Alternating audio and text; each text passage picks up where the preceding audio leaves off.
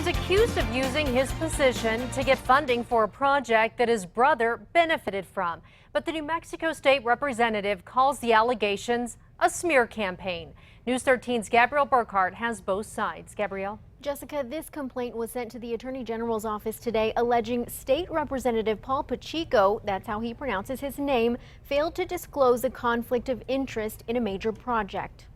We realized that something didn't look right. Pat Davis, executive director of Progress Now New Mexico, is referring to the building of this charter school in Rio Rancho, the Ask Academy, more specifically the money behind it. All of the public money they needed to make this happen came in one scoop from one legislator in one session. Davis is now asking the Attorney General's office to investigate State Representative Paul Pacheco's role in securing taxpayer money for the project. The complaint filed today claims Pacheco sponsored roughly $230,000 in capital outlay funds for the project managed by his brother, David Pacheco, who happens to be the architect. All that happened without any of the disclosures that seem to be required by state law, and that's a big flag. All this is a smear campaign against me, and that they're trying to make something out of nothing. State Rep Paul Pacheco tells us he didn't even know his brother was the architect for the school until later when someone mentioned a David Pacheco. She described him, I go, that guy's pronouncing his name wrong.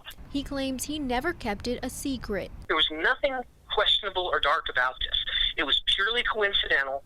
Pacheco says he initially supported the charter school's remodel in his district. When that first building didn't work out, Pacheco says he continued to support Ask Academy's new building outside of his district. But he maintains it was not to benefit his brother. I'm a big supporter of STEM schools, and it's important for my constituents. And that's the only reason I supported it. Davis isn't convinced. When there's the opportunity for a conflict of interest, people are right to ask questions about the relationship.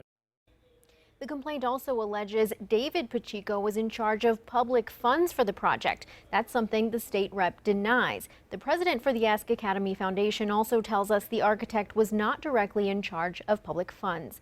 Back to you. All right. Thank you, Gabrielle. The Attorney General's office wouldn't comment except to say they're reviewing the complaint. We've posted the complaint for you to read on our KRQE News app.